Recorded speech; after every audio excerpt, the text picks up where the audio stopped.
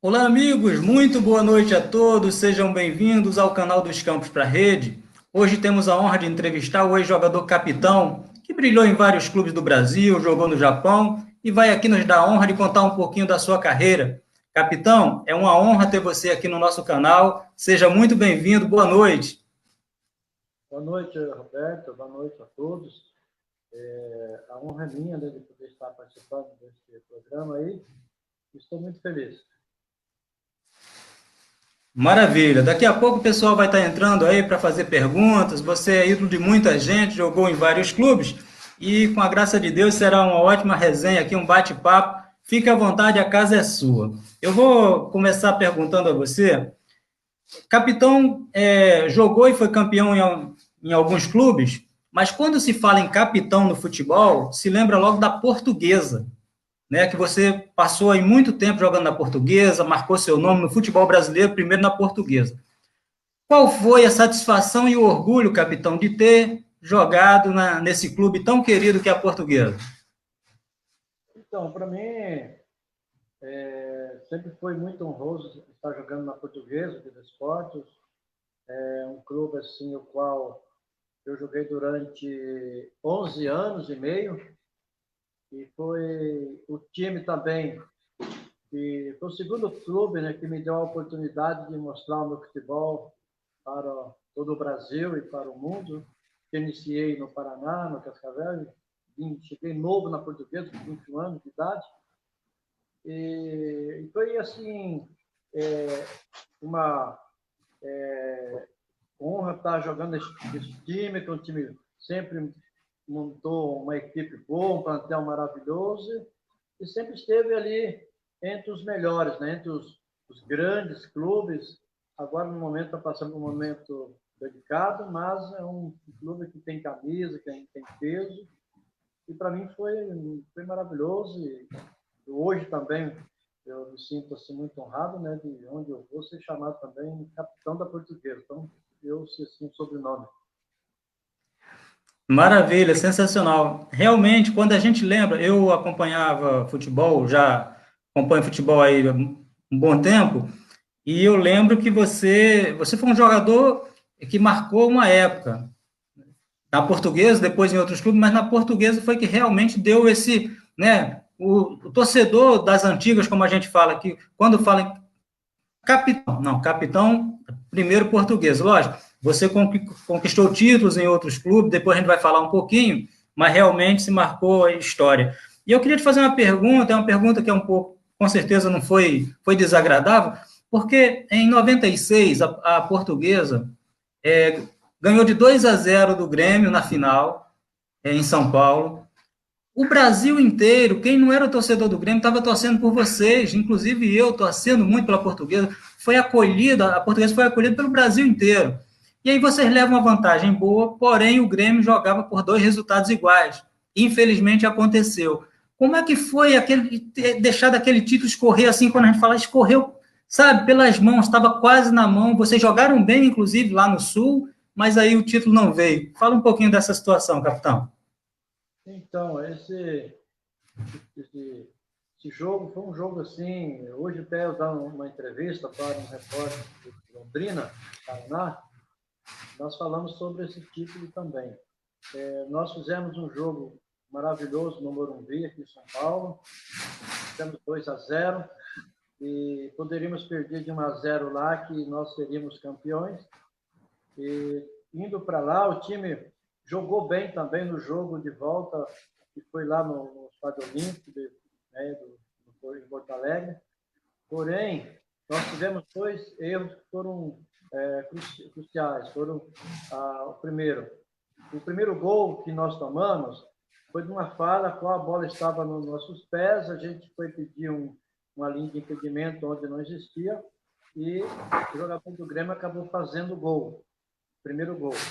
Então, mas o time, mesmo assim, o time continuou conduzindo a partida bem, nós estávamos bem, criando oportunidades, tivemos 3 oportunidades bem claras de gol, não conseguimos concluir, mas, como eu disse, o título ainda viria dessa forma. Mas faltando 4 minutos, tivemos outro erro também, e o nosso jogador cabeceou a bola para dentro da área, para o chão, uma bola que ia para fora, que ia para a linha de fundo. Então, assim, se deixa a bola passar, ali já acabava, realmente já não tinha mais. A gente olhava para os jogadores do Grêmio assim, a gente sentia que eles já estavam assim, conformados com o resultado, né? Com a perda do título.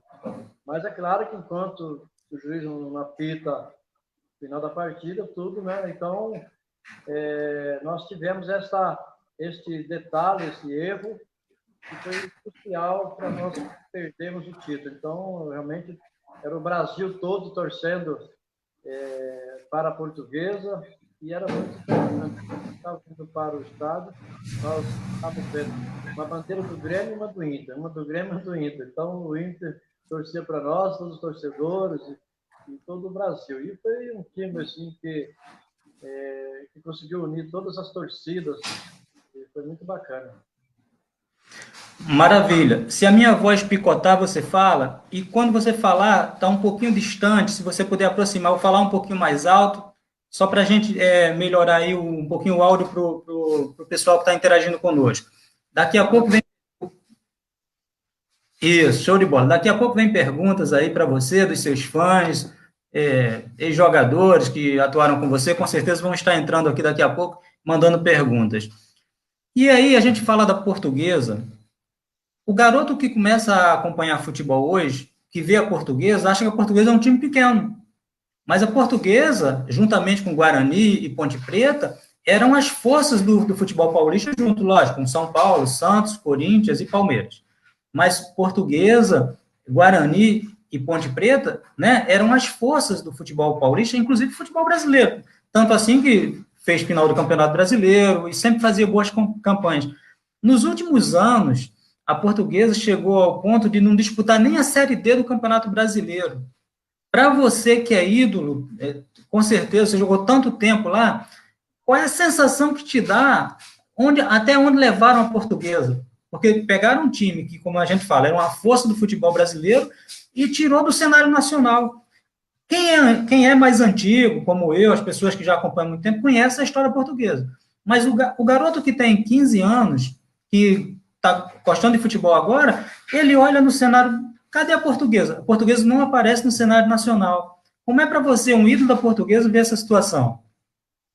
Então, a Portuguesa teve alguns problemas financeiros, teve alguns problemas também extra-campo, dentro de campo. Isso contribuiu para a queda da Portuguesa, aquele jogo contra o Fluminense, onde um jogo que não valia nada para a Portuguesa, assim, entre aspas, concernente na tabela, não cairia, também não chegaria uma classificação, a nenhum objetivo havia. Então foi ali escalado um atleta, né, e acabou, ele não tem culpa, e acabou a Portuguesa perdendo alguns pontos e sendo prejudicada e caiu para a segunda divisão. Né? Depois, no decorrer do campeonato seguinte, ela teve uma outra queda e a coisa foi acontecendo, entendeu?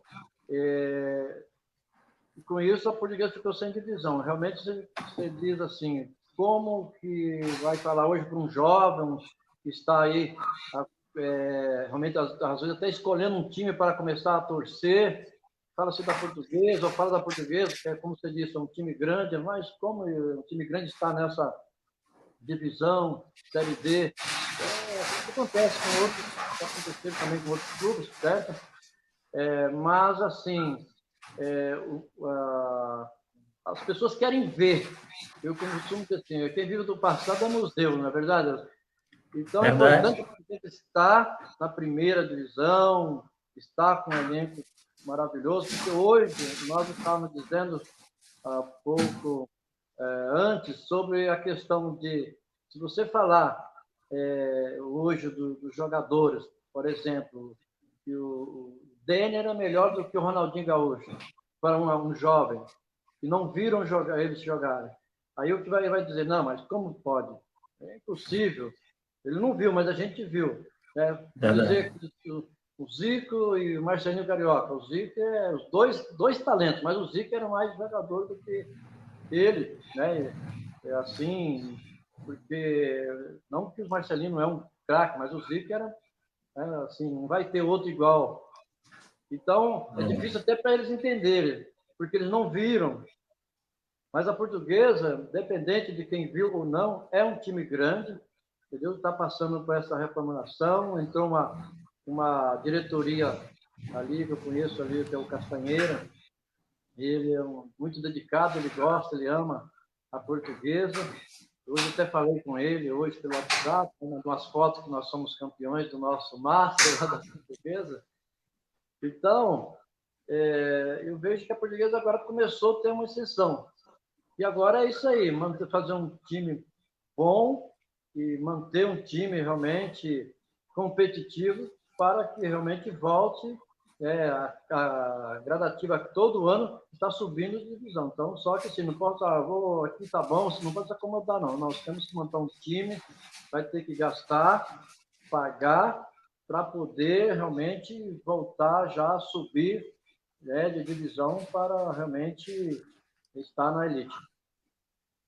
Sensacional. A Portuguesa, assim como a América aqui do Rio, o Bangu, que eram clubes tradicionais, é preciso ter cuidado para não ficar como ficaram Bangu e América, né? Que a Portuguesa está voltando, eu vejo realmente que está voltando, tem aí um esforço da diretoria. E aí, era uma pergunta que eu ia fazer mais à frente, mas eu já emendo agora. Você, no momento, está trabalhando com futebol, alguns clubes estão dando oportunidade para ex-atletas captarem jogador, trabalhar na captação de jogador, nas categorias de base. Você faz esse trabalho, você tem intenção de fazer esse trabalho? Como é que está aí a tua vida agora profissional? Eu, no momento, não estou fazendo, não estou trabalhando em nenhuma equipe, já trabalhei na prova portuguesa no Sub-15, entendeu? Trabalhei no Água Santa, no São Bernardo. Mas, no momento, eu não estou trabalhando. E a intenção de estar fazendo esse trabalho de captação, eu tenho sim, né? Se realmente surgir uma oportunidade, um convite, eu irei com muito prazer.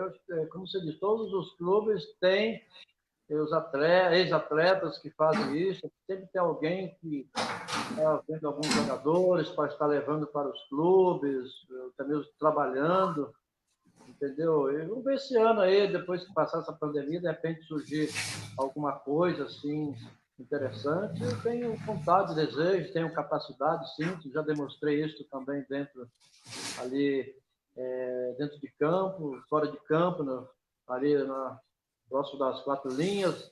Tem jogadores que eu aprovei, que passaram pelas minhas mãos, que hoje já são profissionais, estão jogando aí nos campeonatos. Então, acho que eu tenho uma boa visão para isso também. Isso. Ontem na live com o Rodinaldo, a gente estava falando que eles estão fazendo esse projeto lá no Coritiba. E o Atlético Paranaense fez isso com ex-atletas e deu muito certo.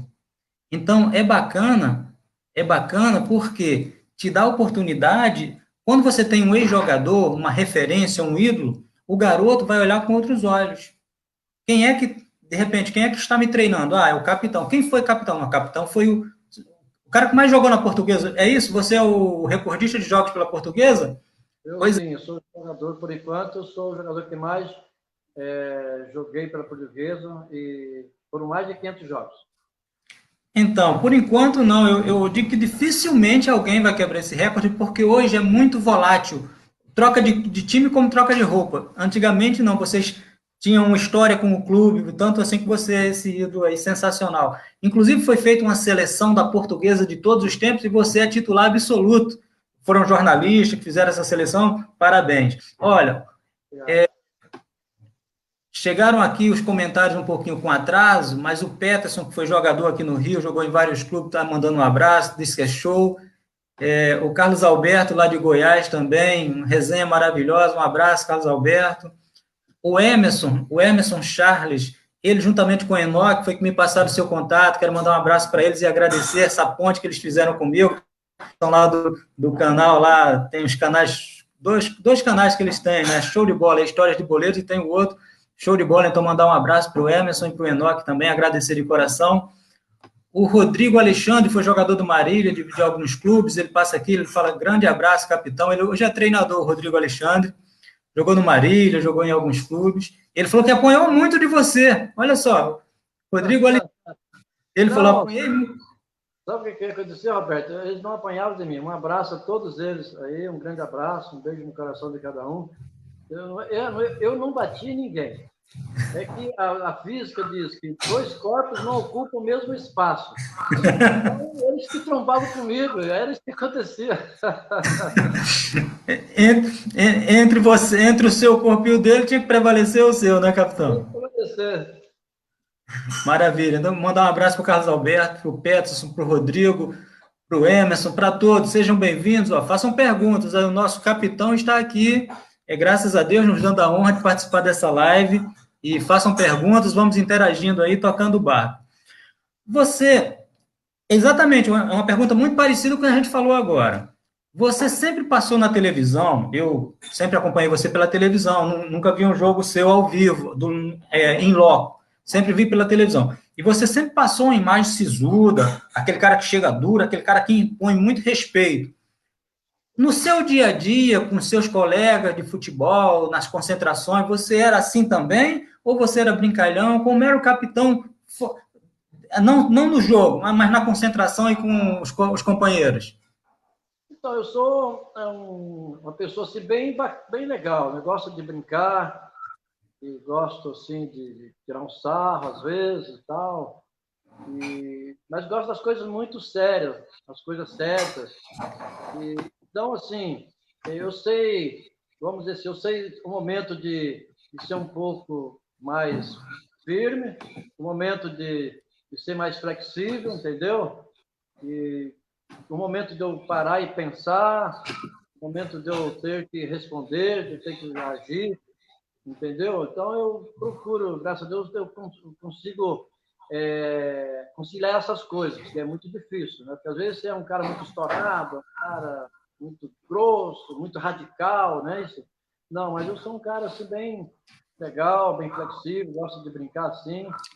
E amigo, tem bastante amigos, todos os jogadores que passaram aí na Portuguesa, nos outros clubes que eu joguei, eu nunca briguei, nunca tive um problema com nenhum deles.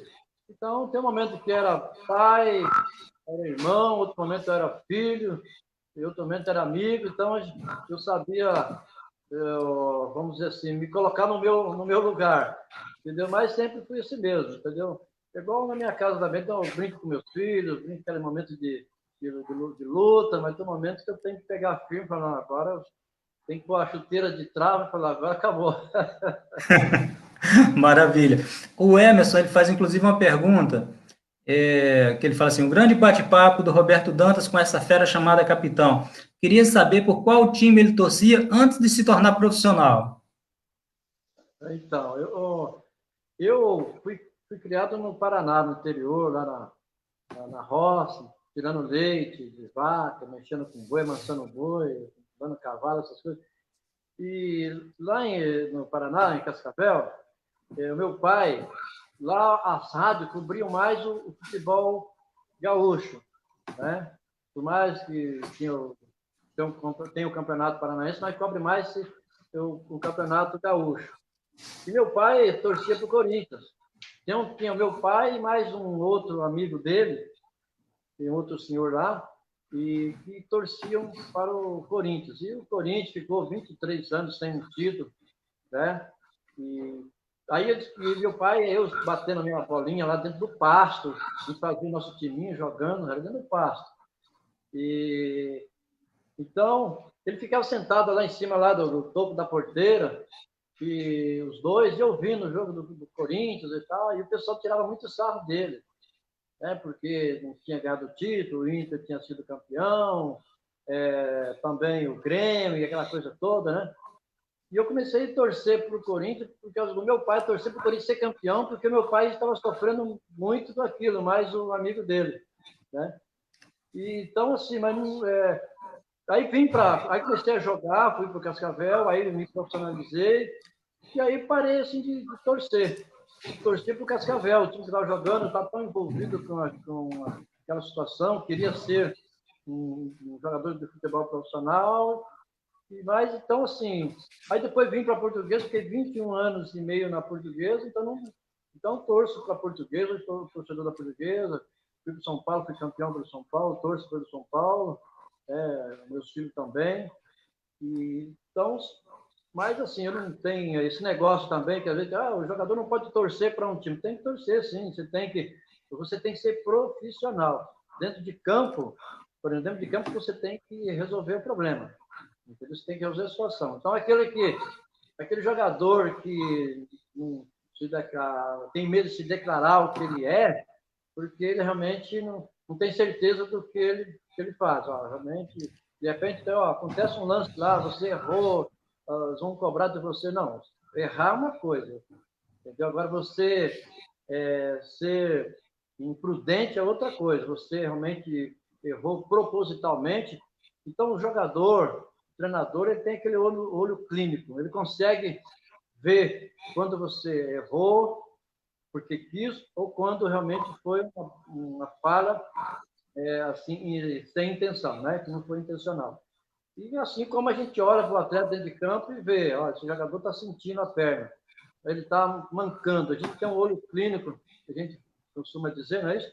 E Isso. começa a passar a mão na perna, fala, está sentindo a perna. Se passou a segunda, todo mundo fica preocupado. Então, mas não tenho nenhum problema não mas hoje eu torço aí para a Lusa, né? Como já disse, já tenho o sobrenome da Lusa, o São Paulo, e torço com um bom futebol, entendeu? Isso Já tem aí. Palmeiras, Santos, eu tenho amigos de todos os times. Então, às vezes, eu torço para aquele que está precisando mais de um resultado.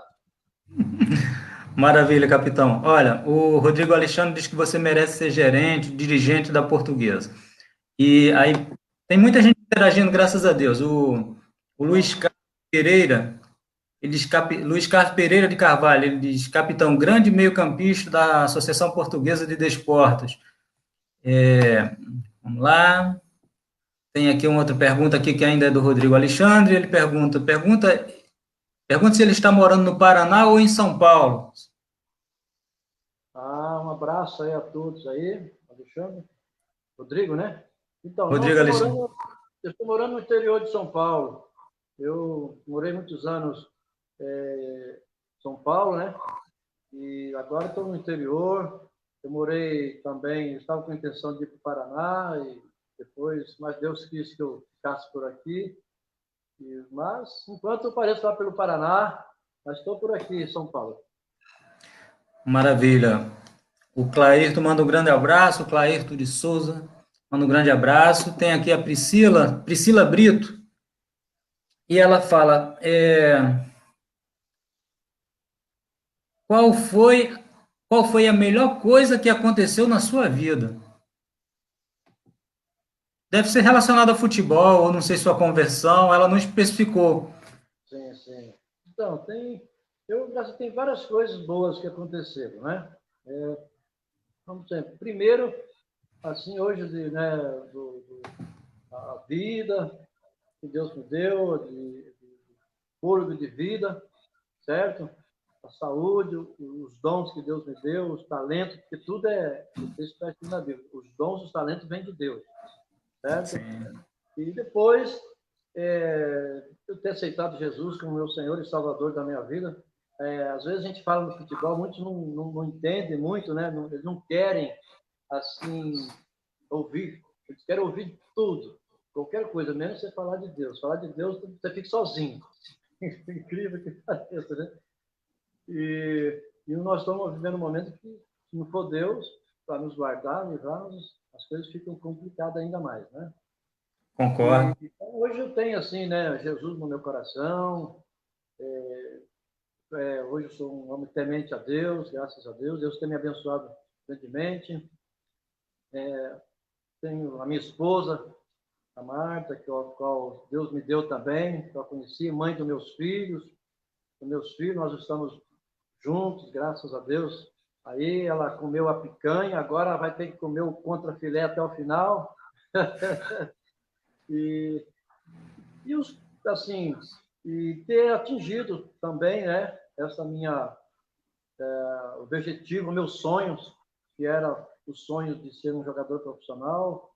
Eu sempre o cito, às vezes, numa palestra, quando eu vou dar uma palestra para os jovens, Salmo 34, Salmo 37, versículo 4, diz: deleite-te também no Senhor e Ele concederá o desejo do seu coração. Meu desejo era de ser um jogador de futebol profissional e, graças a Deus, eu consegui isso. Deus me abençoou com isso e sendo assim, eu consegui dar, assim, uma casa melhor com meus pais, ter uma vida melhor, sair lá da roça, é isso. Hoje, poder morar na cidade, como eu sempre tinha aquele sonho, dar estudo para meus filhos, também a minha esposa também ser bem abençoada como ela é, entendeu?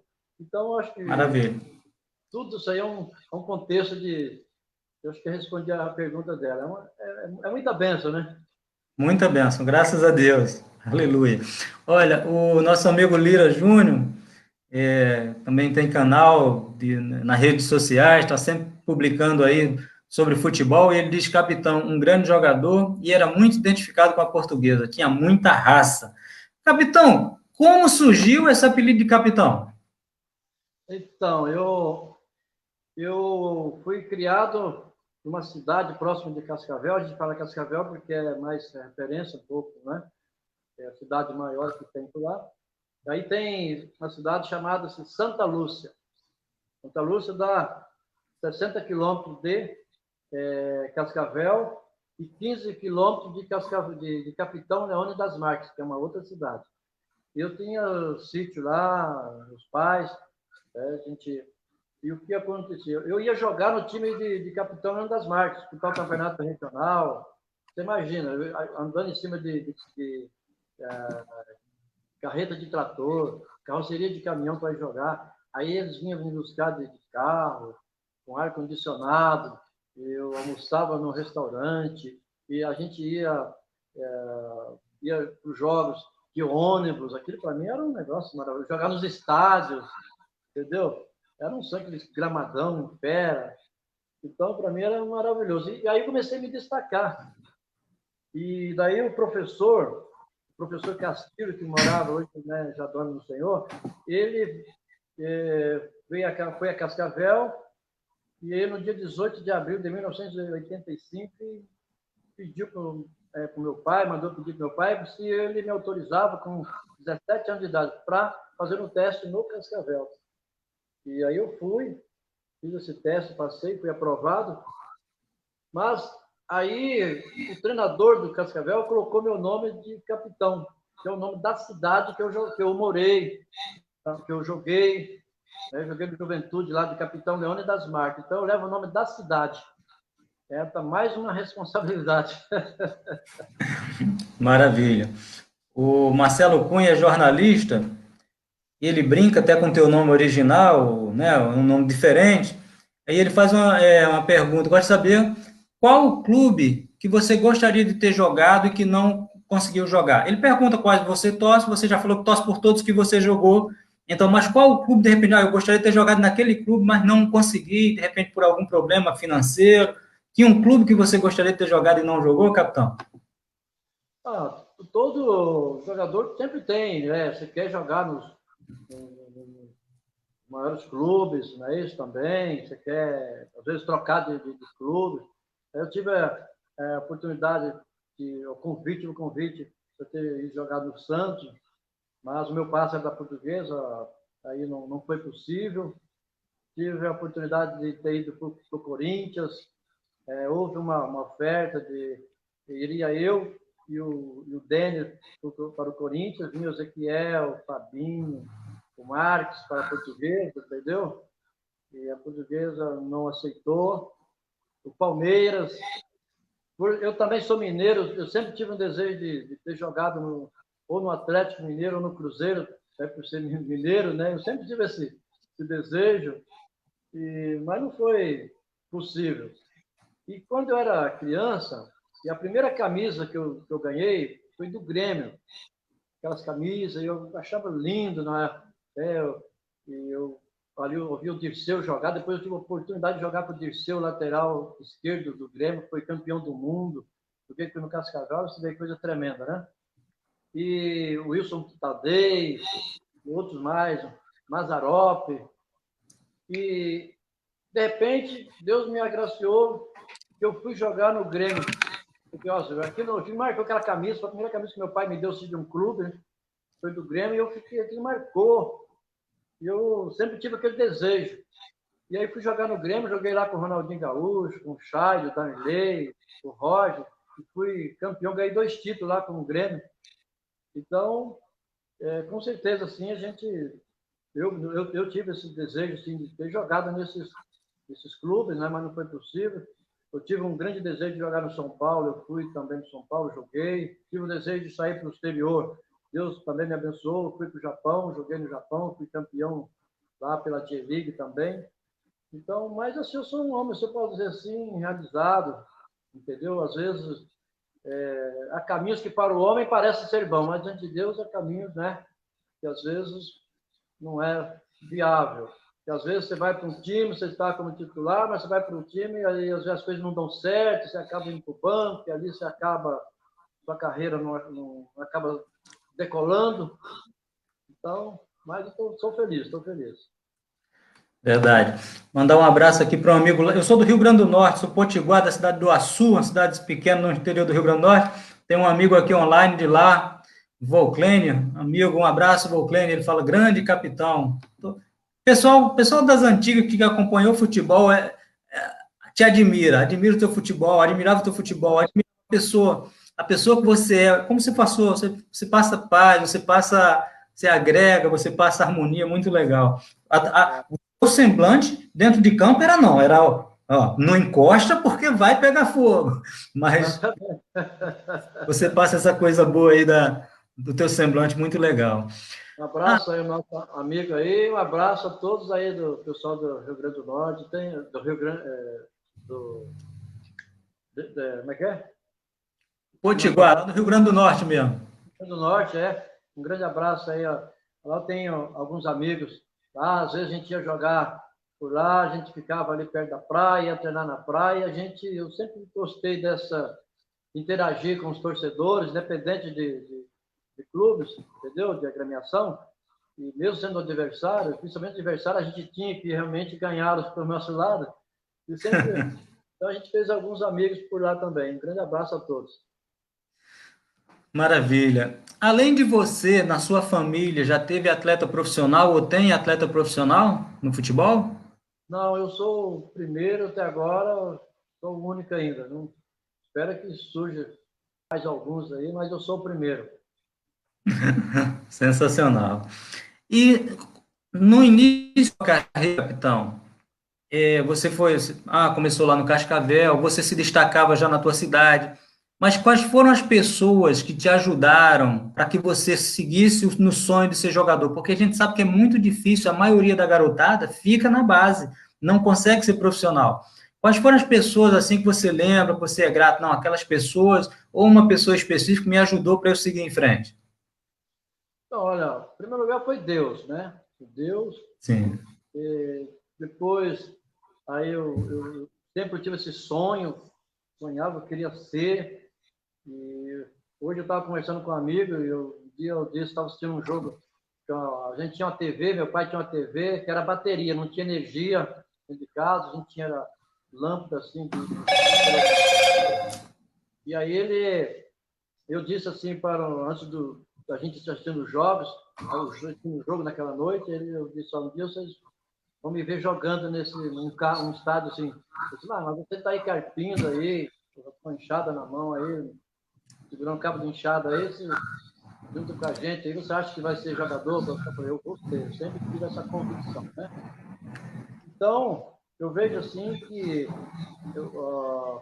a minha força de vontade, perseverança, e meu pai, né? Meu pai, minha mãe, meu pai sempre falava que um dia iria me levar para fazer um teste. Meu pai foi aquele homem que foi parceiro mesmo. O dia que eu estava querendo desistir, eu iria completar 20 anos de idade e ainda não tinha sido profissionalizado. Aí eu tive uma conversa com meu pai, e às 5 horas da manhã, casa tinha ido para o sítio, e a casa assim de madeira, e eu do meu quarto, e ele no quarto dele, mas minha mãe, a gente conversando às 5 da manhã. Eu falei, pai, eu estou assim, como estou em cima de uma pinguela, e o pau está podre. Se eu continuar, ele quebra. Se eu voltar, ele também quebra. Então, não sei, eu estou indeciso. Ele falou assim, filho, você vai continuar. Você foi para lá, falta pouco agora. Espera, vamos ver o que vai acontecer. O pai te ajudou, te sustentou até agora, você vai ficar lá. E eu obedeci. E aí ele citou uma coisa e falou assim, o Pelé, com 17 anos, já era titular da seleção brasileira. Aí eu quase chorei. Na verdade, eu cheguei a chorar, meus olhos, né, lacrimejaram, ele não sabia disso, depois eu contei para ele. E porque me comparar com o Pelé, né? Falei, é um absurdo, né? E aí, mas assim, ele estava dando uma Sim. ilustração, um exemplo. 30 dias depois, eu era titular do Cascavel. 30 dias depois, eu era titular. Então, meu pai foi um parceiro, foi que me ajudou muito. Maravilha, capitão, maravilha. Tem muita gente boa aqui interagindo conosco. Como eu falei, você, todo mundo gosta. Vou mandar um abraço pro meu amigo Rogério Nogueira, aqui passando aqui, nos prestigiando. Marcelo Cunha, ele faz uma pergunta. Clubes do Rio de Janeiro, é verdade que você teve para ir para o Botafogo? Você respondeu, você falou um pouco antes disso. Você teve para vir para o Botafogo ou era falsa essa? Eu estive para ir para o Fluminense. Eu estava no Grêmio, tinha sido campeão lá pelo Grêmio, e a gente chegou até a conversar, falar de valores, tudo, e estava para ir para o Fluminense. O Edinho estava lá no Fluminense, o Edinho foi meu treinador na Portuguesa de Desportes, também foi um grande amigo. Mas depois acabou assim, aí estava para ir também o Aguinaldo, aí depois acabou indo o Aguinaldo, centroavante que era do Grêmio, mas eu acabei não indo. Aí o Muricy me fez um convite, eu acabei indo para um outro clube, mas acabei não indo para lá. Mas o Botafogo não chegou até a oportunidade. Maravilha. O treinador Brasília, ele fala, capitão, era o anjo da guarda dos zagueiros, era muito respeitado. Ele manda um abraço. Ele está lá em Marataízes. Um abraço, professor Brasília, treinador de futebol. O Eduardo Nassar, um amigo lá de Curitiba, e ele fala que você, se não se engano, você começou no Cascavel, verdade, Eduardo, ele já falou aqui, realmente começou no Cascavel. Isso, ele fala exatamente isso. Grande Maravilha, abraço, professor aí. maravilha. Tinha algum jogador que te inspirava para você jogar daquela forma? Aquele jogador, eu gosto do estilo dele, vou fazer assim. Tinha algum jogador em quem você se inspirava?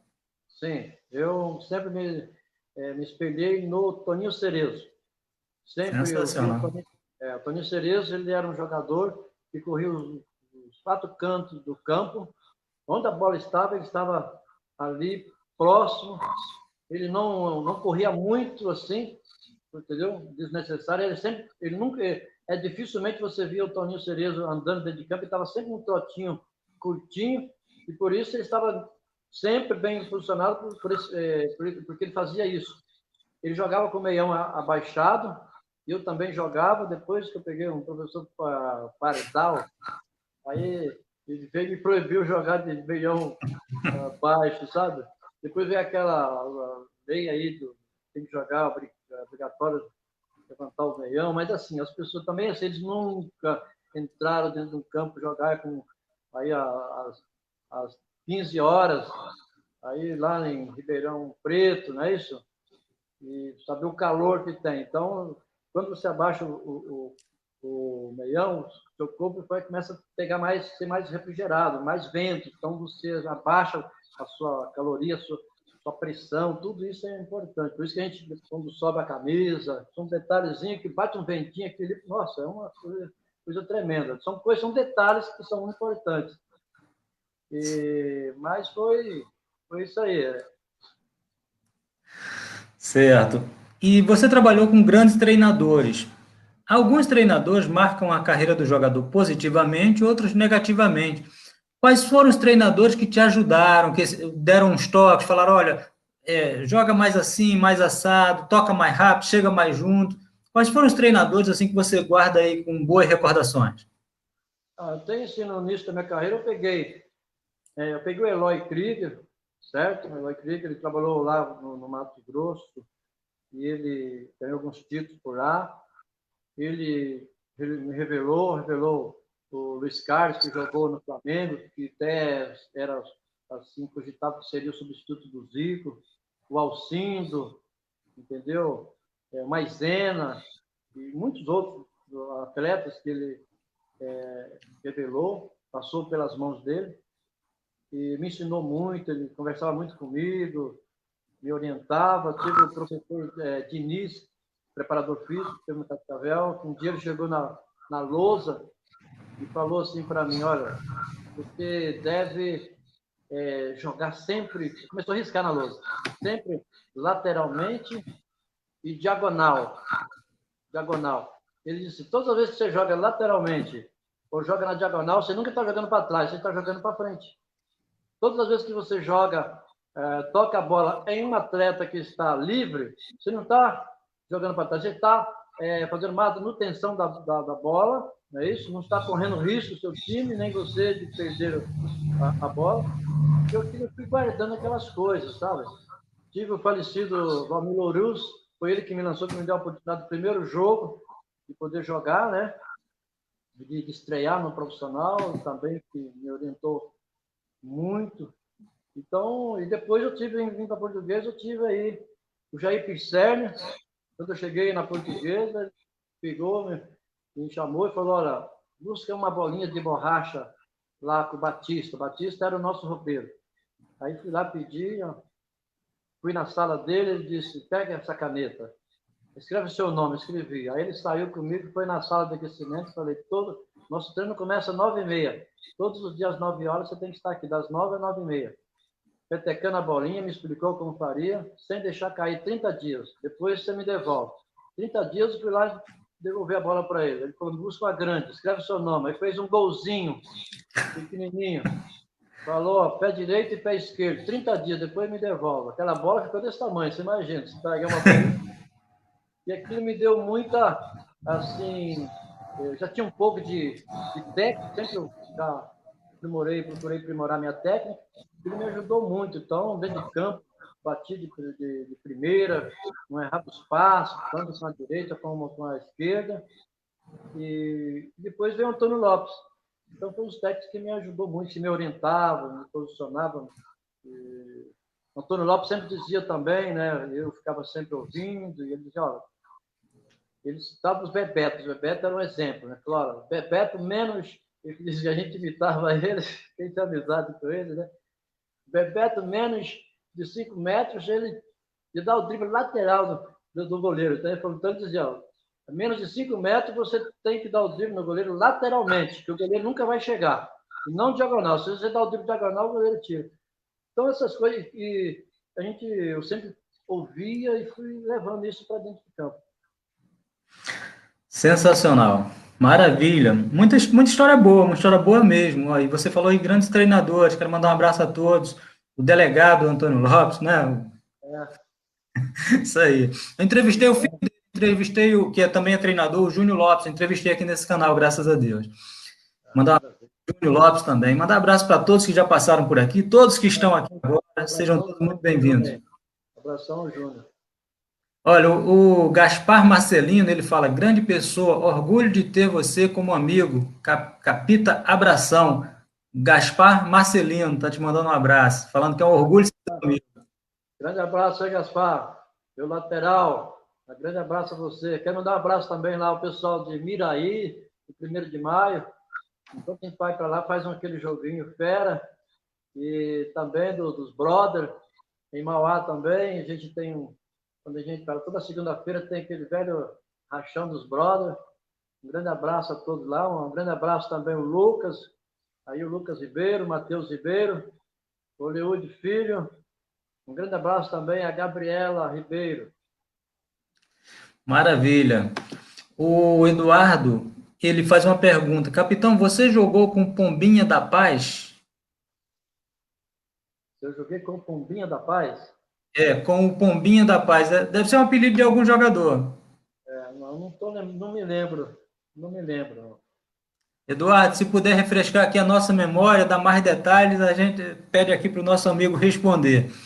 Enquanto o É, Eduardo responde, capitão, deixa eu fazer uma pergunta aqui. A Portuguesa, como a gente falou, um time grande. A Portuguesa não é um time qualquer, é um time grande, merece todo respeito.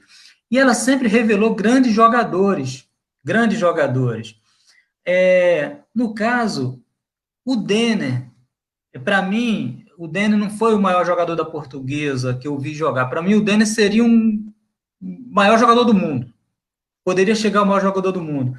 Você concorda com isso? O Denner tinha esse potencial para ir muito mais longe? Você que viu ele nascer para o futebol? eu concordo, sim, ele seria aí seria um dos melhores jogadores do mundo. Ele era espetacular, ele jogava e dava show mesmo. Então, a gente, dentro de campo era difícil você observar isso, mas com ele não tinha jeito. Você conseguia jogar e ver o show que ele dava, né? Ele realmente era um jogador assim que hoje, né, não vai ter outro jogador, é igual o Pelé, assim, nunca vai ter outro Pelé, nunca vai ter outro Denner, entendeu? O cara era fera, o cara era muito bom. E nos treinamentos? Porque o pessoal, eu já ouvi algumas pessoas falando que ele não importava se o zagueiro, se o defensor era pequeno, grande, se batia muito, se não batia, ele partia para cima. Nos treinamentos com vocês também era assim? Era difícil de marcar o Denner? Ele não pipocava, ele não tinha medo. Ele não tinha medo de tamanho de jogador.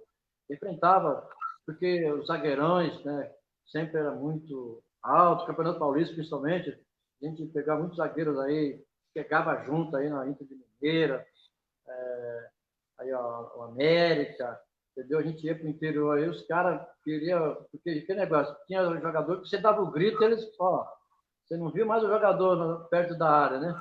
Ele não, ele ia dentro. Tinha outro jogador que era também igual a ele, era o Ronaldinho Gaúcho, que eu joguei com ele no Grêmio, tinha a mesma característica. Ele era, hoje o Ronaldinho está mais forte, mas ele era também mais Franzino.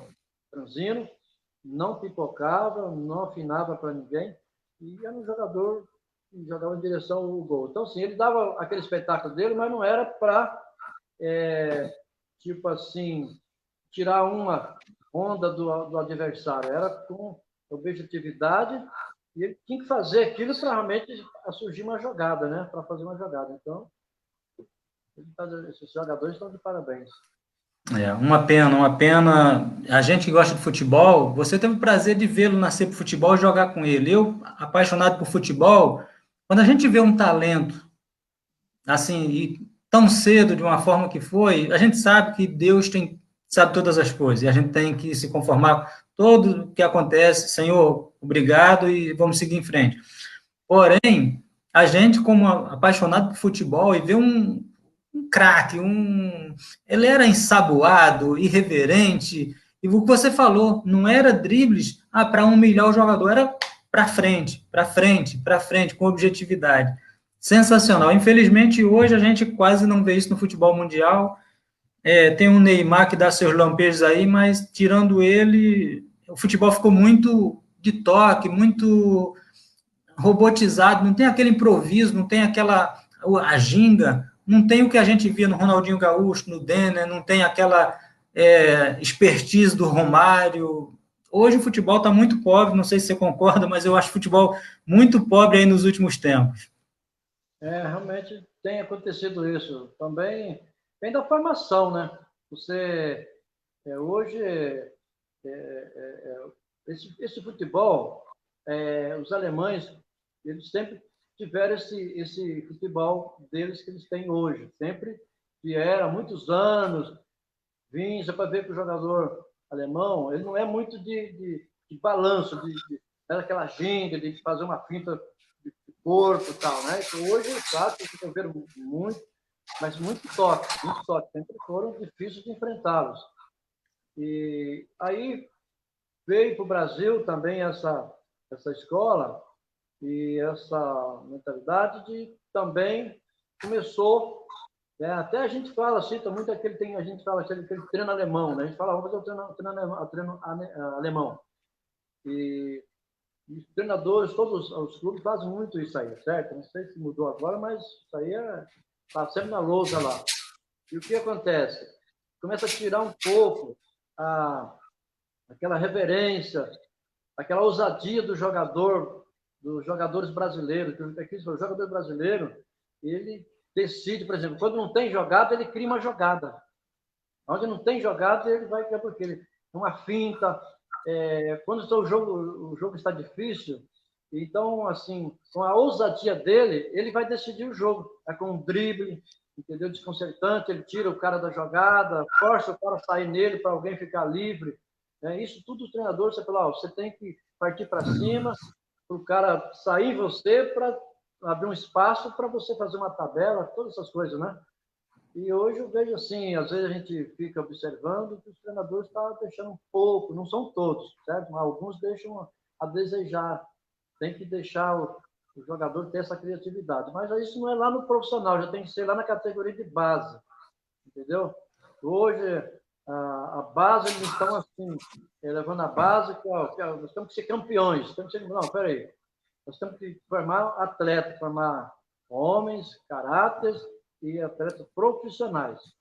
Aí nós vamos entregar lá no profissional, aí nós precisamos despertar os treinadores profissionais para saber perguntar quem foi o seu treinador lá na base. Eu lembro quando eu cheguei na Portuguesa, no primeiro treino, no primeiro coletivo meu, no Canindé, eu lembro que 2 jogadores, quando aconteceu a primeira falta, eu cheguei e já me posicionei no primeiro homem da barreira.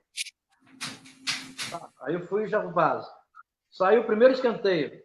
Eu já cheguei e me posicionei no primeiro pau. Eu lembro que 2 jogadores disseram, esse jogador tem base. Quer dizer, os próprios jogadores falaram isso, esse jogador tem base.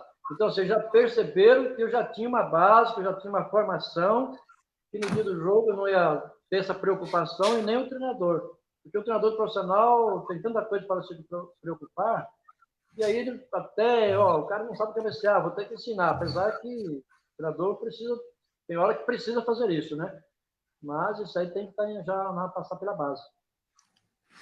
Eu acho que o futebol brasileiro, como você falou, começou a imitar o futebol europeu, eles ganham tudo e o Brasil não ganha mais nada. Eu acho que se a gente tivesse continuado. Por quê? Porque nós entramos no jogo deles. O que acontece? Quando nós jogávamos, né, estava na ativa, o treinador muitas vezes falava assim, nós estamos entrando no jogo deles. Às vezes nós pegava alguns times do interior que os caras começavam a jogar uma bola alta, balão, chutão e tal, correria. E eu treinador falou, para. O treinador falou, para. Tem que parar. Vocês não devem entrar no jogo deles. Eles têm que entrar no nosso jogo. O jogo deles é o quê? É bola para o alto, chutão e correria. O nosso toque de bola, entendeu? E movimentação. Então, nós temos que envolver. Como você disse, então, assim, nós entramos, certo? Na tática dele, uma coisa que já vem, tem muitos anos, isso aí. Então, não é para nós isso aí. Então, por isso que hoje está difícil de nós ganharmos deles, entendeu? Por esse motivo. Mas se nós começarmos, por isso o Neymar, por exemplo, o Neymar, quando dentro de campo aí, ele realmente faz a diferença. Por quê? Porque ele tem o que nós estamos falando aqui, o que está faltando nos demais. Verdade. Como você falou, tem que vir da base. A garotada tem que chegar na base para subir com essa mentalidade de driblar e fazer diferente.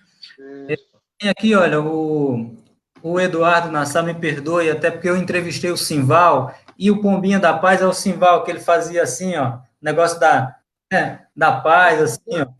Não, mas ele tem que falar o cabeção. Se ele falou cabeção, todo mundo sabia. Eu deveria saber, porque no dia que eu entrevistei o Simval, o Roberto Silva, que é um jornalista, fala para ele falar aí da Pombinha da Paz, e eu me esqueci, deu um relapso agora, e aí o Eduardo Nassar nos lembrou aqui. Mas para nós lá ele era o cabeção. A gente chegava na área, a gente cruzava, não tinha como errar. Porque na área só pegava nele. Aí o Eduardo fala, verdade, o cabeção Simval, isso aí. Mandar um abraço para o meu primo lá de Brasília, não é lá dos políticos, não, mas mora em Brasília, o Damião. Um abraço, meu primo querido. Um abraço, Abração aí, Daniel. um abraço a todos que estão aqui conosco. É, capitão, você foi campeão pelo Grêmio, São Paulo, no Tóquio Verde, lá do Japão. Foi eleito o melhor jogador de uma Copa do Nordeste, né? Você jogou em alto nível por muito tempo. Ficou um pouquinho de frustração de não ter disputado uma Copa do Mundo? Não, frustração não. Entendeu? Quando era para mim ir, eu tenho as figurinhas, é isso, com a camisa da seleção brasileira, que eu estava entre os prováveis para ir, que seria eu, Dunga, Mauro Silva, certo? Era, então, nessa Copa de 94, era para mim ter ido também, que eu estava num momento bom, e antes, sempre, quer dizer, eu sempre tive, graças a Deus, um momento bem tranquilo, bem... Você foi muito constante, você jogou em alto nível. Não Exatamente. foi uma temporada, era sequência. Isso, não tinha aquela oscilação. Isso. Então, e depois eu vi que a coisa não era como eu pensava. Aí um dia eu falei para minha esposa assim, eu não vou mais me preocupar em ir para a seleção brasileira. Eu vou me preocupar em ser campeão paulista e campeão brasileiro. Aí eu acabei, mas não tive assim, nenhuma frustração de não ter ido, não, entendeu? E eu acho que assim, o meu talento, o que eu apresentei no futebol, sabe? A todos acham assim que eu até joguei pela, oh, você jogou na seleção, tal, tal. Falou, que bom, né? Isso eu acho, né? Que gostaram do meu futebol, mas, mas não foi possível, não. Tá certo. E quando você foi morar no Japão, teve dificuldade com a língua, tinha tradutor, como é que funcionava? E a comida, você se adaptou rápido? Ah, eu me adapto rápido, né? Quando chegar nos clubes, sempre tem a nutricionista vem fazer aquela relação, o que que você gosta de comer? Eu falo, não, vamos começar por que eu não gosto de comer. E ela fala, então, o que que você não gosta de comer? Se tiver cru. Se tiver cru, eu não gosto. Mas assim, não, eu cheguei no Japão lá, a gente tinha o intérprete, e quando cheguei no Japão, até o Toji tinha falado comigo, não, eu falei, Toji, quando chegar lá, como é que vai ser? Quem que vai me receber? Ele falou, você é mais conhecido no Japão lá do que aqui no Brasil já. Eu achei que estava brincando, mas cheguei lá, tinha uma galera me esperando no aeroporto.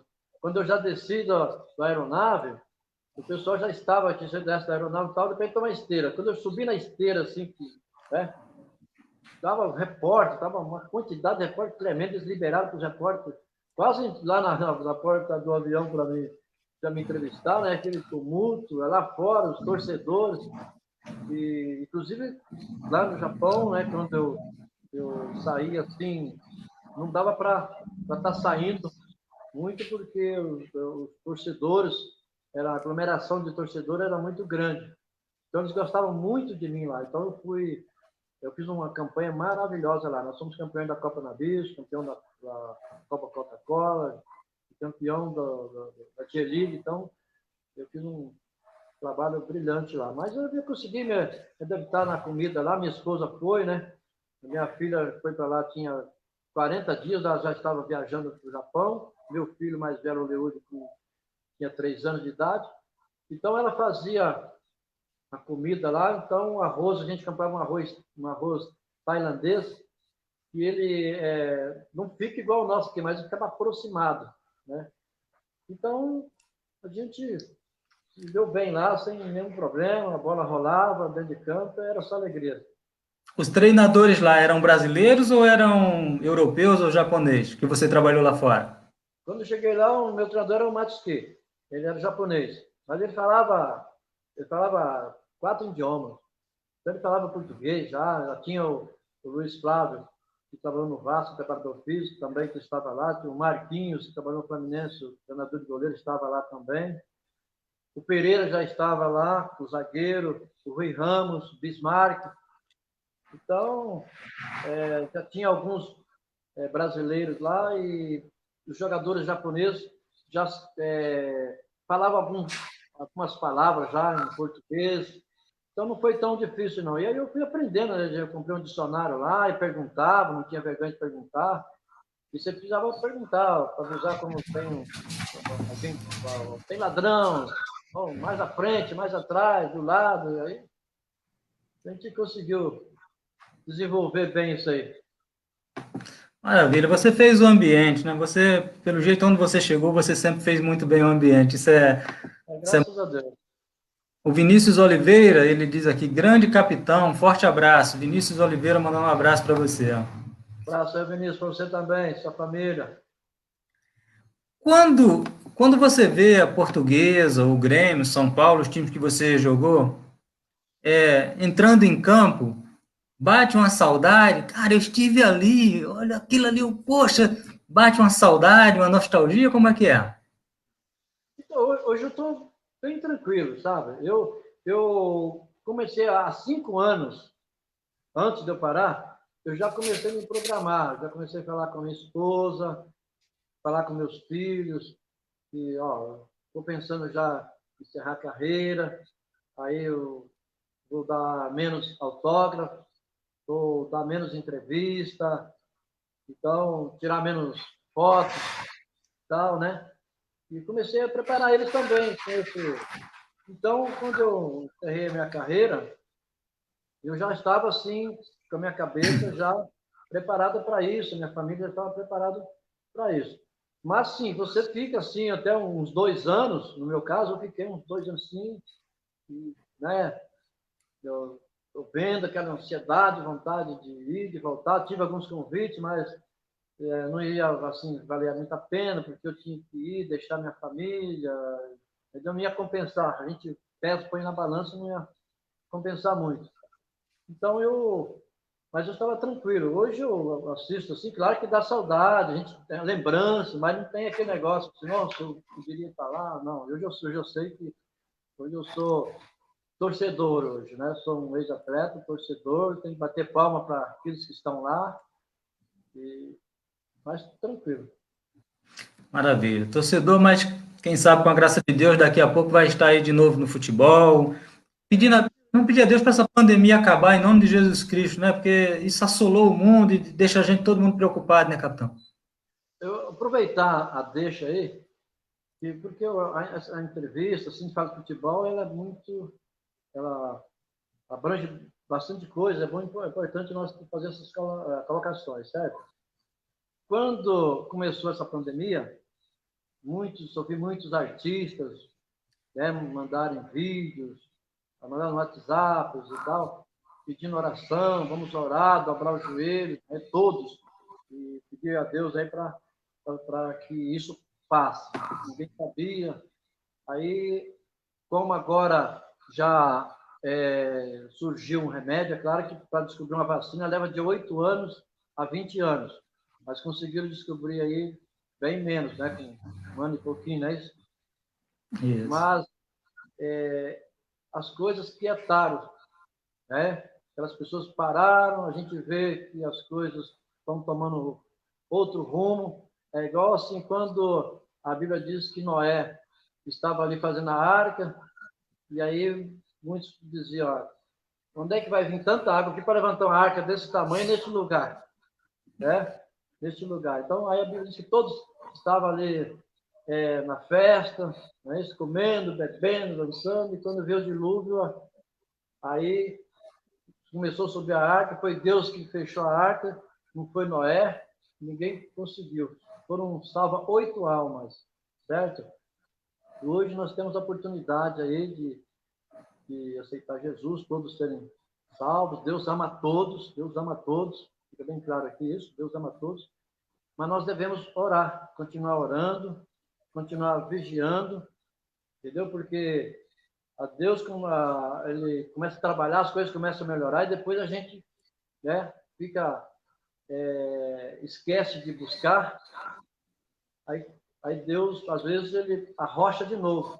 Então, para que tudo isso passe, essa pandemia passe, nós precisamos ter uma constância, é orar, é buscar, entendeu? Você pega a sua Bíblia, você que tem a sua Bíblia em casa aí, ó, você não sabe orar, conversa com Deus, é como nós estamos aqui batendo um papo. Orar é falar com Deus da dificuldade, tantas vidas que têm sido aí ceifadas, né?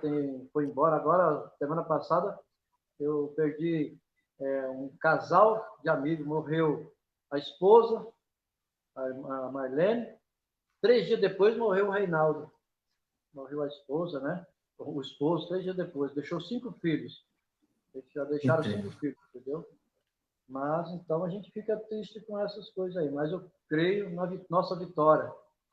Amém. Eu também creio. Eu tive uma perda na minha família, uma sobrinha de 24 anos. Eu até fiz um post lá no Facebook, uma criança que nasceu especial, ela nasceu com síndrome de Down. E ela não era especial porque ela tinha síndrome de Down, era porque ela cativava todo mundo. O jeitinho dela, desde criança, a gente se apaixonou por ela, e ela era muito especial nas nossas vidas. Ela morava lá no Rio Grande do Norte, mas eu tive muito contato com ela, e, assim, foi uma perda muito grande, mas Deus sabe todas as coisas. Em tudo a gente tem, Senhor, seja feita a tua vontade e não a nossa. Mas realmente a gente que crê, e as pessoas precisam não procurar Jesus quando está à beira do precipício, né? A gente precisa todos os dias, todas as horas, agradecer por termos levantado, por termos o alimento, por podermos trabalhar, por podermos ajudar às vezes as pessoas, e poder estar vivo é uma dádiva, então agradecer a Deus sempre. Mas como você falou, a gente não... agora descobriram a vacina. A vacina só vai chegar para todo mundo daqui a talvez uns 2 anos, para todas as pessoas. Então, agora a gente não precisa orar, não precisa continuar dobrando o joelho e pedindo a proteção do nosso Deus, com certeza. O seu sobrinho aqui, ó, ele fala que você é o tio, né? Ele fala assim, ó, é o Fabiano Barbosa. Ele fala um grande abraço, tio Hollywood. Abraço. Fabiano, um abraço para o Fabiano aí, a família dele está lá na Bahia, Fabiano, gente fina. Um abraço aí, a família toda. Maravilha.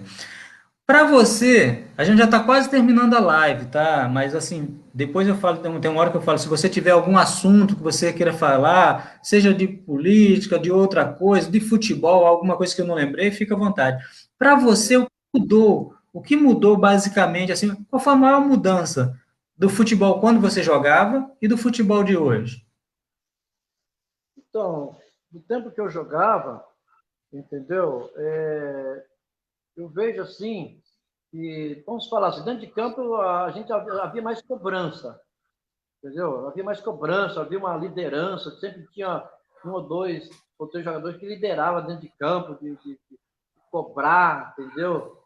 Dentro de campo, de exigir do atleta um pouco mais, né? Não é verdade? Hoje eu vejo assim, vamos dar um exemplo, no Palmeiras hoje, a gente tem o Felipe Melo, né?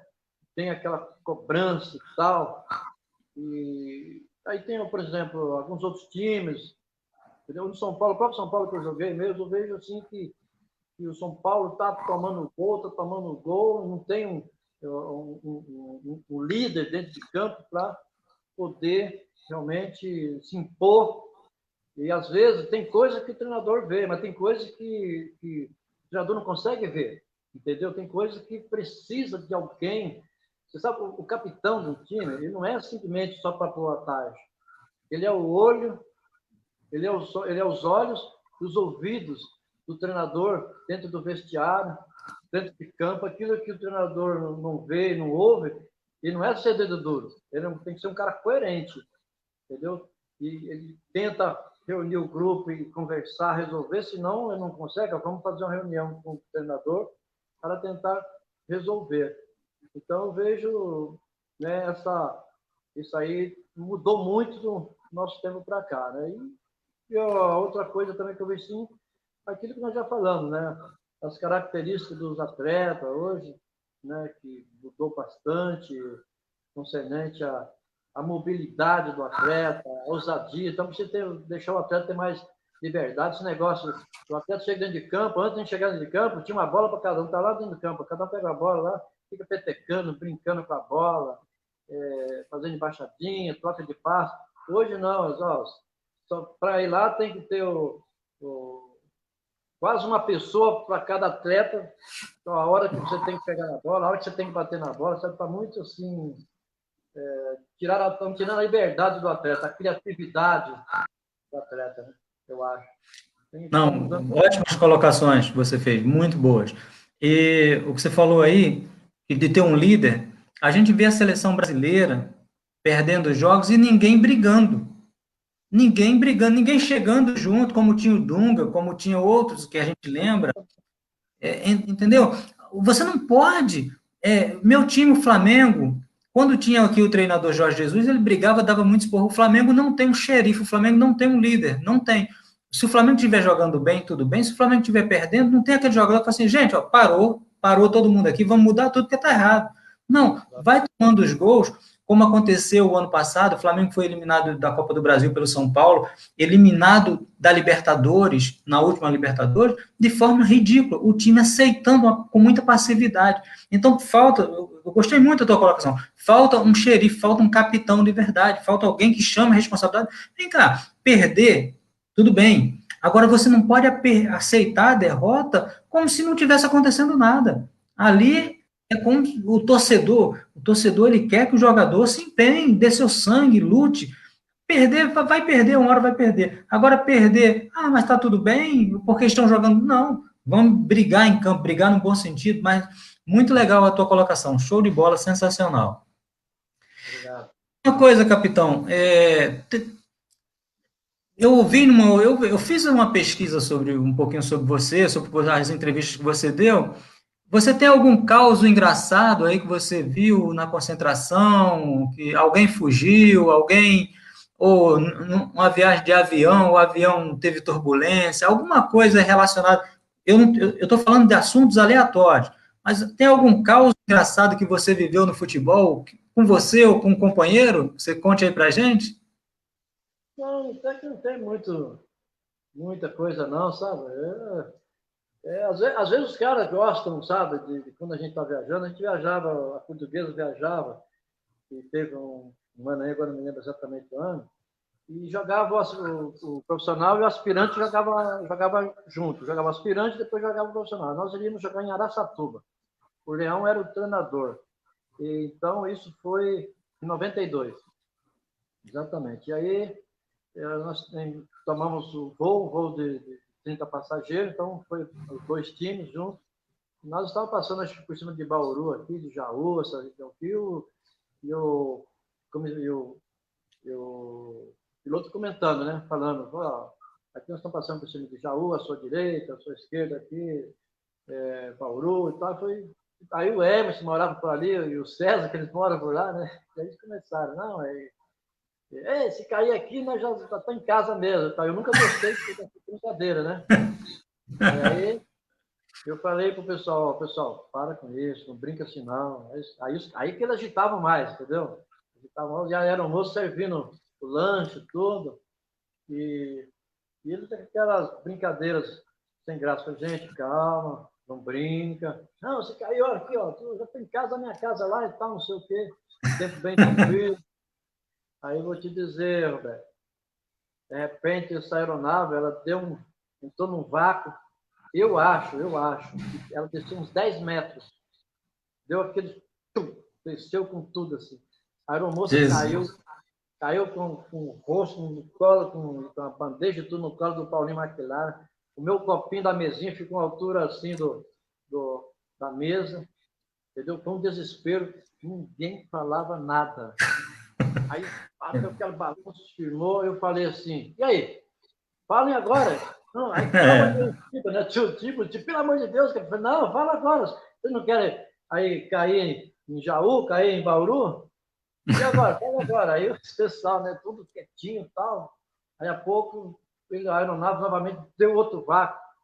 Quando ele deu outro vácuo, assim, eu acho que ela desceu mais uns 5 metros. Aí aí o Tibo quis, ele foi falar assim, Deus não faz isso comigo, não. Quando ela deu vaca, eu falei, Deus não faz, só saiu, Deus não faz. Comigo não saiu. Entendeu? E aí foi um negócio, assim, uma loucura, rapaz. E aí dali para lá, eu tomei conta daí da viagem. Falei, não, vocês são corajosos. Aí ninguém... Aí chegamos lá em Araçatuba, graças a Deus, pousamos. O Leão suado, porque é um medroso para andar de avião. Ele é bravão só dentro de campo, sabe? Mas dentro da aeronave ele é uma pega. Aí, Mas legal. não, vamos voltar de avião, não. Vamos pegar um ônibus e voltar de ônibus. Ninguém queria voltar de avião. Mas Eu, tem algumas rapaz, coisas assim, né? Tem o Portela, no dia que nós fomos jogar o campeonato, o primeiro jogo contra o Grêmio, choveu muito. A gente foi jogar no Morumbi, choveu, alagou a cidade, estava difícil para a gente chegar ao Morumbi. E o Portela atrás, com o carro dele, e o Lino, meus dois preparadores físicos e auxiliar, e há uma repórter da Portuguesa, né? A moça que fazia parte, trabalhava. E eu sempre sou curioso. Aí eu não tinha como sair para chegar. Falei, ó, faz o seguinte, manda os batedores vir lá do Morumbi, parar o trânsito, a gente entra na contramão. Só dava para ir na contramão.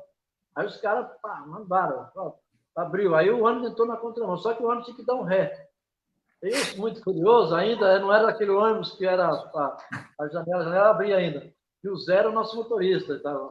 E a gente gostava do Zé, porque o Zé, a hora que a gente falava, acelera, ele acelerava. Ele era um cara chegado nosso aí, bom motorista. Aí ele foi dar o réu, abrir a janela. Quando abre a janela, Portela atrás. Até no meio do Portela, no carro dele aqui, eu vi fumaça, e eu pensei, para aí que o Portela vai amassar o Portela. Ele e o Lino casaram, saíram correndo, deixaram a moça sozinha no carro e o ano empurrando o carro dele. Jesus, cara. Então, vendo as coisas aí, os dois homens corajosos deixaram a mulher dentro do carro. Tá Mas isso certo. aí acontece na portuguesa, essas coisas acontecem na portuguesa. Rapaz, muitos homens machões, quando o negócio aperta, sai da frente. Pode, pode. Meu querido, a gente já está chegando ao final da live. Se você quiser falar de algum outro assunto, fique à vontade, ainda tem aí o tempo que você quiser. E eu queria que você deixasse um recado para a garotada que pretende ser jogador de futebol, porque o futebol tem o glamour, vai dar entrevista, mas não são todos, são poucos que chegam aos times grandes. Queria que você deixasse um recado aí para a garotada que pretende ser jogador profissional. Deixa um recado para eles que nem todos que estão ali com esse objetivo e desejo serão atletas profissionais, certo? A gente gostaria que isso, às vezes você tem 30, um plantel de 30, mas nem todos serão profissionais. Às vezes 10, às vezes 5, entendeu? Isso. Acontece muito isso. Você que tem esse desejo, e de repente você não consegue, você não fica frustrado. Não fui um jogador, não fica frustrado. Você pode ser um empresário, é isso? Você pode ser um preparador físico, um treinador, um repórter, e etc. Né? Então, que você pense dessa forma. Outra coisa, nunca tenha somente um sonho. Né? Eu vou dizer aqui, eu sempre tive 3 sonhos. Eu queria ser jogador de futebol profissional, graças a Deus me abençoou. Eu queria ser montador, peão de boiadeiro. Eu gostaria que sempre pegava os bois lá no pasto, montava, às vezes eu montava sozinho, pegava lá e saía pulando comigo. E meu pai gostava de ver essas lambanças, Legal. né? E então era meio corajoso. E a outra função eu tinha o desejo de ser motorista de ônibus, mas queria assim viajar de estado, por exemplo, vim do Paraná para São Paulo, de São Paulo para Bahia, para longe. E esse é meu desejo também, o desejo que eu tinha. Então Deus, ele concedeu o desejo do meu coração de ser um jogador de futebol profissional. E não fui peão de verdadeiro, mas graças a Deus me deu alguns bois né, para me criar, cuidar. Também Deus me deu aí o privilégio onde eu tenho um caminhão, não viajava longe, mas enquanto eu pegava ele dirigia, certo? Por aí. Então, e eu tive a oportunidade de viajar de ônibus, não como motorista, mas como jogador, aí para outros estados, até para outros países, né? De avião. Então, Deus ele concedeu. Então, você tenha sonhos, corra atrás dos seus sonhos. Outra coisa, humildade. Nunca deixe de estudar. Deus acima de todas as coisas, tudo. Entendeu? Às vezes as pessoas, quando você vai falar de Deus, as pessoas ficam já falando nisso. As pessoas não querem te ouvir, você fica sozinho. É cafona isso, não. O fôlego de vida, os dons, os talentos, foi Deus que te deu. Então, pede a Deus, para Deus te dar os dons, te dar os talentos. treina com o seu professor, treina sozinho, tudo que você fez com o seu professor, procura fazer em casa sozinho, arruma a bola, um espaço, faça, porque todos jogam. Quem que é o craque? O craque é aquele que faz algo diferente. O Ronaldinho Gaúcho pegava a bola, ficava petecando a bola, dando zero, colocando a bola no pescoço, corria com a bola na cabeça. Não é isso? O Neymar faz isso. E por isso que é o craque. Certo? O capitão, porque o capitão, ele, né, hoje, pela misericórdia de Deus, estou durante os 100 anos. Quantos jogadores, Roberto, não passaram na Portuguesa como camisa 5? Quantos? Passaram milhares, foi? E hoje eu sou, né, graças a Deus, estou escolhido. Então, para mim é uma honra estar nessa seleção, só fera ali. Então, por quê? Porque eu chegava meia hora antes, e eu dava 8 voltas. Então, o treino ia começar às 9h30, eu chegava 9 horas, já estava em campo, eu dava 8 voltas, tranquilinho, no campo. Quando o pessoal chegava, já estava suado, já estava alongando. Quando ia começar o treino, não atrapalhava o treino do professor, fazia todos. Eu terminava o treino, eu era o último a sair, sempre fazia trabalho extra, entendeu? Aquela jogadinha de rapidinho, de arranque, de velocidade.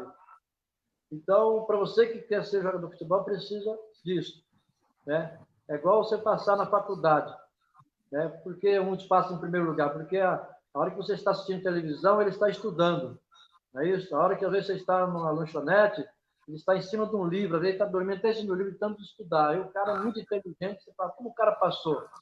Entendeu? Então, para você que tem o seu sonho de ser um jogador de futebol, é isso aí. Para depois, né, a gente fala, mas o jogador lá, ele conseguiu porque tem um padrinho. Não, o padrinho é para levar você até o treinador, até a diretoria. Ali é o padrinho.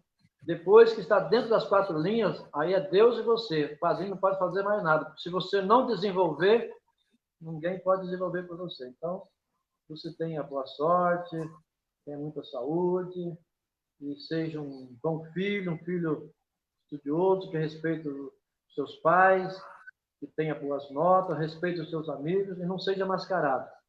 Entendeu? Porque às vezes aquele negócio, o jogador que é muita mala, muito marrento, não é isso? Não. Outra coisa, para terminar, o meu objetivo era ter uma casa, comprar uma casa primeiro para o meu pai, que era solteiro, para minha mãe, meu pai e minha mãe, né? E depois ter uma casa para mim, casar, constituir família. Nunca pensei em ser um jogador profissional e para ter mulherado, carrão para poder ir para a festa, não. Não, Deus não vai deixar. Deus sabe que não vai ser bom para você, para os seus pais, Ele não vai deixar. Mas se você pensar em você, na sua família, nos seus pais, Deus vai te dar. Maravilha, maravilha o teu recado, sensacional aí para a garotada. Essa live a gente vai compartilhar lá no canal dos Campos para a Rede no YouTube. Depois eu vou mandar o link para você. Peço para você mandar aí para os seus grupos de WhatsApp. As pessoas que puderem se inscrever no nosso canal é gratuito e vai nos ajudar. Dos Campos para a Rede. Lá tem entrevistas, a gente já tem umas 40 entrevistas. E você hoje veio a brilhantar aqui o nosso canal, quero agradecer demais. Só mandar um abraço aqui para o Jonatas Dantas, que é meu sobrinho, está sempre conosco aqui, e ele fala que lembra da Portuguesa, lembra do capitão. A imagem do capitão era o símbolo de raça da Portuguesa, com certeza. Um abraço. Eu quero agradecer a todos que estiveram aqui. Se você ainda quiser falar alguma coisa, o que eu te falei, a casa é sua. Mas eu quero te agradecer de coração, que Deus abençoe mais e mais a você, a sua família, que possa tocar o barco bem aí. E se for da vontade dele e da sua, que você volte a trabalhar com futebol, né? Tudo nos planos de Deus. Mas dizer que foi uma honra ter você aqui, você veio a brilhantar, deu um show aí de simpatia. É aquilo que eu falei, eu via você pela televisão, aquele jogador sisudo, aquele jogador brabo. Não, mas você transparece algo muito bom, teu semblante é muito bom, ver a tua fisionomia, a tua alegria, o teu jeito de viver. Obrigado mesmo, cara. Valeu, velho. Obrigado, eu que agradeço. Que Deus abençoe você, abençoe sua família, seu programa, né? Que você continue tendo muito sucesso. E a todos que me mandaram um abraço, que me elogiaram aí. Um grande abraço a todos eles, seus familiares, aqueles que não puderam participar, aqueles que não foram possível ler o nome deles aí também. Um grande abraço a todos aí. E eu que agradeço por tudo. Show de bola. As pessoas que não conseguiram assistir devido a conexões, alguma coisa, todos eles vão ter oportunidade lá no YouTube, no canal dos Campos para a Rede. Eu compartilho e te agradeço mais uma vez. Agradecer a todos que estiveram conosco, que mandaram um abraço para você, fizeram perguntas, que abrilhantaram aqui o nosso programa. E dizer que, com a graça de Deus, a gente volta aí numa próxima live trazendo outro jogador. Capitão, mais uma vez, parabéns pela sua carreira, parabéns pela sua vida, pelo seu exemplo. Deus te abençoe e muito obrigado, meu amigo. Boa noite. Amém, obrigado. Boa noite, Alberto. Fica com Deus. Abraço a todos. Boa noite, até a próxima live.